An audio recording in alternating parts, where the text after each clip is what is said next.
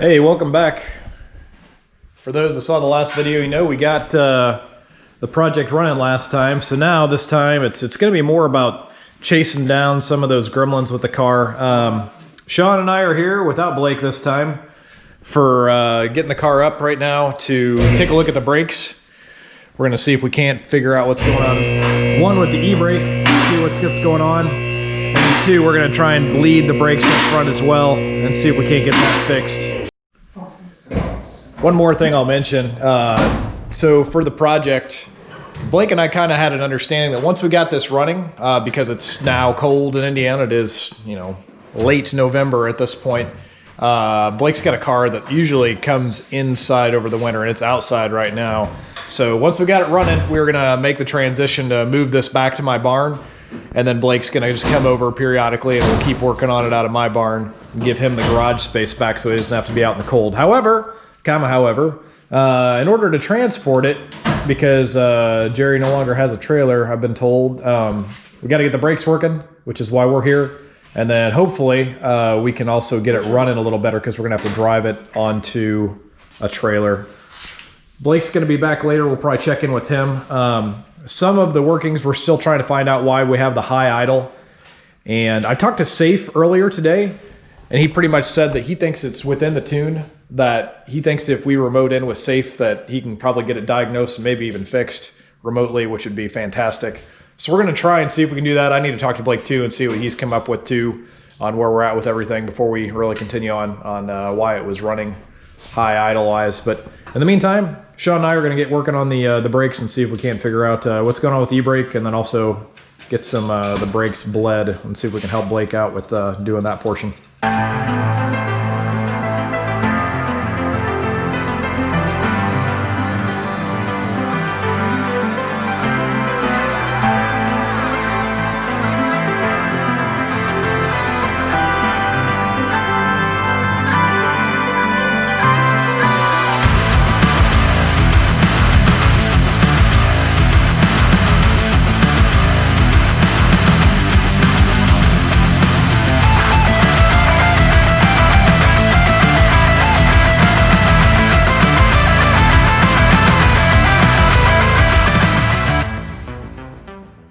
So after about an hour of tinkering with it, we got the e-brake, I think, good on this side. On the driver's side, it's no bueno. No, is it up still? No, I put it back down in the car. I was rolling it pretty easy with the wheel on it. Yeah, so it's trying to grab. It's grabbing enough that I really kind of don't think the cables are the issue. But I can't put any more tension on the shoes because I've already got them dragging a little bit as is. Gotcha. So I'm kind of at a loss, honestly. I don't know. I'm not familiar with the e-brake and cable systems, especially since we changed these style with the shoes and stuff. This is not something I'm used to seeing. I have no help, unfortunately, other than turning a wrench and saying okay, and then paying for a part. So I'm pretty much useless is what I'm trying to say for the help on the brakes. The brakes still haven't been bled yet. We'll have to either wait for another time or see if Blake wants to help with that. I was hoping not to ask for his help, but Sean's spent. He's been up for about a day straight working, so I'm not going to ask any more out of him tonight. Blake should be home any minute, and then we'll figure out if we can remote in with Saif, or maybe Blake's had a long enough day he didn't want to mess with it anymore today either. Either way, more to continue. So right now we got Blake talking to Saif via the remote in feature on the laptop, trying to see what's going on. We're only running a couple cylinders. Saif's trying to work his magic via phone call.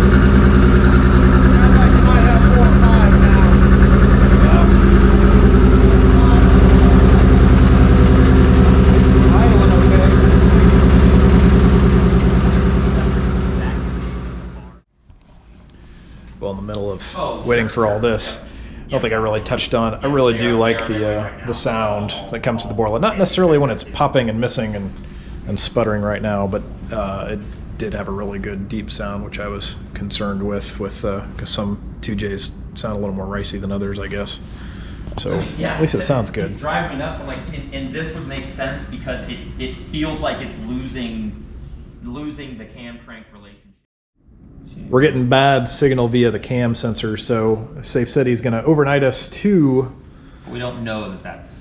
Yeah, I guess that's our suspicion, but Yeah. Something looks fishy there. So Saif is awesome enough to overnight us a couple of proven working cam sensors, so we can systematically at least eliminate that if nothing else. This is your shameless plug. Shout out for Naber Racing right there. Oh, dude! If I haven't said it before this point, I mean, he's extremely easy to work with and extremely tolerant of us not really knowing. I mean, the map wasn't a million miles off. There's a lot of stuff in it that I looked at and went, this, like the fuel table looks moronic, but it doesn't run with it not set that way. Mm-hmm. So he undid the weird, stupid fuel table that it came with, and then we had to put it back to make it run. So it's something's, until it's running on 6 cylinders, everything else you do is kind of moot. Right. I know he gave us like a break-in stuff, and I was like, yeah, can we? And Break's like, dude, it's not even running. I can't do anything with this. It was idling at 3,000 RPM before today. Now we got it down to 1,000. But well, it's not that it's not like we did something to get it down to 1,000. It's just that it's not working in a different way. Yeah. So if we try it 3 more times, it might idle at 3,000. It was idling like this yesterday. Okay. And then today it was at 3,000. It's like I said, it's what Saif is saying makes a lot of sense. So again, I don't want to go full nerd here, but if you think about putting a distributor in a car, right? Mm-hmm. If you ever put a distributor in a car and you put it 180 out, it'll pop and bang and lose its mind, right? What we think right now may be happening is that we're losing the sync between the crank and the cam sensors. So if those are on one side, so basically you have a bunch of teeth on your crank, right? And it knows where top dead center is, there's missing teeth, right? So it spins, it knows where that is by the falling edges on that, mm-hmm. falling edge. The cam has 3. Well, the one that's missing tells it where the cam and crank are, right? So you have 2 events in a cylinder where your valves are all closed, right? Mm-hmm. You have 2 different points in a 4-stroke, right? That's what it's right. 4-stroke, not 2-stroke. If it loses that and it's in sequential mode, which is when it is, it may fire at the wrong time. Okay. So it'll fire on the 180 out, and it'll just pump your fuel out the exhaust, and then it will spark on the empty cylinder. And there'll be some latent vapor in there as it gets to temperature and things, and it'll pop and bang. From what we were smelling and hearing, that would make sense. Correct. So that's the reason for that theory. Which is an extremely good theory, and that was the same theory that Jerry, when I was talking before about something seeming like it was 180 out or that we didn't have timing, that's kind of the same thing that we were thinking. That's the same thing that Jerry was thinking. Like I said, we've toned out all the wiring. The wiring tests right? Yeah. I don't think it's an ECU failure mode. Like if we had a bunch of stuff that just died, then sure, the ECU has a problem, but it can't. The FETs can't move around what's bad and then heal themselves. That doesn't work, and they run a common ground plane for the closed side of the FET. So, double E nerd here, I know how the components in the ECU are doing their thing, right? Mm-hmm. That's not a failure mode that makes sense. I've updated the firmware thinking maybe some firmware got corrupted. Firmware comes up fine, again, problem doesn't change. So timing is the most likely issue. Those are shielded cables that they're running right now. Uh-huh. But one thing Saif did recommend, which I did not do, is to run a dedicated ground from the battery to there. So we will pick up some 12 gauge wire at D&D. Yeah. And I'll just run a 12 gauge or a 10 gauge all the way up, and I need to remember where I grounded the ECU, but we'll ground the ECU to that. Okay. That will eliminate another possible point of noise. I don't think that the crank sensor looked noisy, so that may not be the problem, but it's better to have that anyway. Right. The Mustang's done that way because I have 7 VR sensors because I don't know if you remember this, but before when the car was on, I don't even remember if it was turbocharged then, but I had some other issue with the car, and you're like, dude, you got hooked to ground. Problem. Yeah. And the grounds, that made all the difference right there with that. You had like one. I remember you had like one 12 gauge ground of the whole motor. Yeah, I do remember that because that's when you had. Have I mentioned before? Blake has said repeatedly, you are not allowed to ever touch a wiring on this car anymore. This is what we're talking about for this. I wish we would have gotten a picture of under here. Oh my before. God. Oh, yeah. Like if you can see over there. So here, yeah, let's see. We'll. This is messy wiring that's not cleaned up, and you see Deutsch connectors and labeled, and that's how you stop your car from lighting on fire. So. Yeah. Yeah. So I'll just.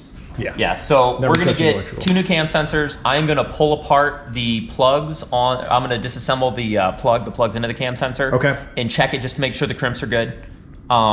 I don't think that's likely to be the problem, but it's easy enough to check. So I'll take those apart. I'll check the crimps, make sure everything looks good. We've toned it out, so it has connection. But we'll check the crimps. We'll run a new ground, and we'll replace the cam sensor. If none of that works, we will either have to get it somewhere. Like we could scope it. I could borrow some leads. I can put it on the oscilloscope and see what it thinks it's doing. But the ECU should know. Like that.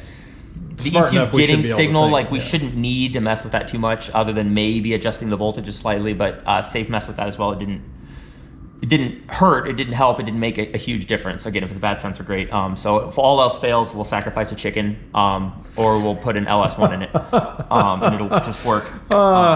So, Dude, I can't say this enough. You've helped me out so much with this car. I know you're extremely frustrated, especially before the call. And dude, whatever you need to do, I will get it out of your hair right now. I probably won't light it on fire, but I will pretend I did. Get it out of your. I'll do whatever it takes to I'm not please you. suggesting light it on fire. I would take it apart and sell the pieces. Yeah. Like this is a lot of effort.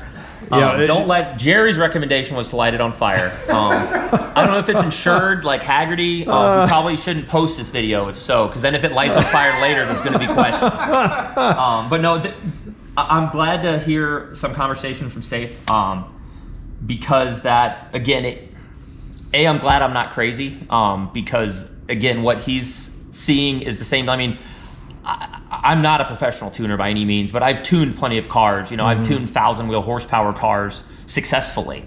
You know, like there's not magic to it. It's just an engine. Right. And again, to his point, you know, I shut down VVTI. I took out a lot of variables so that we could get it running. You know, once it's running, worry about VVTI. You know, you really need a dyno to tune that anyway and see how your spool. Yeah. So VVTI 0, like all of the weird shit is mostly eliminated. And we've tested everything. Like I said, I've changed coils. I've changed everything that I can, except for the cam sensor.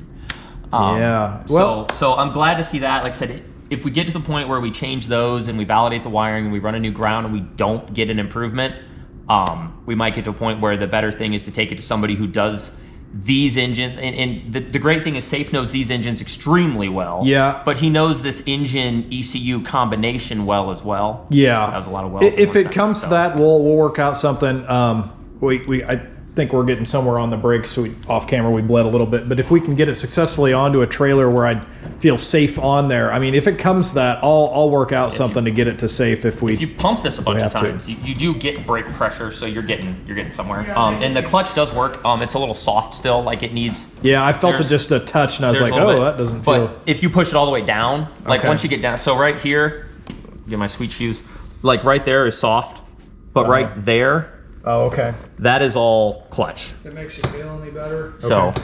that's by the way, you're gonna run faster with your left leg because this is not a light clutch. Okay. That's a heavy clutch. But I already tested that today. Okay. I hit the clutch, put it in gear, released the clutch, wheel spun, pressed the Okay. clutch, wheel stopped. So it is the Sweet. clutch is working. Like I said, it needs either it needs a little bit more bleeding, which is probably what it needs, or it might need the master Okay. rod adjusted slightly. It's probably still going to have about yay much of a light spot on it. Yeah, but it's a little too. It's a that's- little yeah, too that- much. That's excessive. This is too much right here. Yeah. That's what I expect in your play. I expect about 1 inch of pedal travel that's basically soft. But there's no, like, it's moving fluid. I can feel it in it. I can feel it moving it. I So forgot that spring part number. I already put an E-clip on it. It's fixed. You did? Yeah. Okay, I'm sorry. Yeah, it looked I found the part number. It looked annoying. So I bought my an island E-clip. can only hold so many I bought an penguins E-clip at and Advanced Auto something Parts for knocked it off. $4, and there's an E-clip. So Sorry. I figured that was probably cheaper than buying the stupid GM clipping. Yes. So. So at the end of the day, I think we get some good headway. Oh, by the way, this thing works. Oh, awesome. It does stuff. Yeah, It shows the RPM when it's running. Oh, so, sweet. Like, it doesn't show exact RPM, which I'm guessing it never did. It looks like it's within 100. It's Yeah, not ish. Well, did you have it on like- RPM number or did you have it on miles per hour? Well, if I was doing 1,300 miles an hour here, it was real fast. No, it was on revs per minute. Oh, okay, okay. No, the transmission's not wired yet. So if it figured out the VSS, that's awesome. Sweet. But it was no, I had it on RMin. So I assumed that was RPM, but it doesn't show like 1,327. It shows like 1,300 and then 1,400. Yeah, and then I 1,500. think that's it's not a Like, high tech Yeah, dedicated. but It's it shows it and it matches this. Yeah. So it Yeah. does. Nice. It does the thing. That's all I really wanted it for. I mean, well, before this factory speed only went to 150, and I really wanted to see what it was. Yeah. So it works. So it does things. It's hard to read because it's backwards. Upside down and backwards. Yeah. Yes. Awesome. But it works. So. Well, I'd call it today overall a success with talking to Saif there. We'll see what some new cam sensors do along with eliminating some grounds and checking one or two other things. And then we'll see where we go from there. And then if we can get things good, maybe this will dial it in to where we need to be. If not, then we'll find out a way to get it to safe. So thanks, everybody.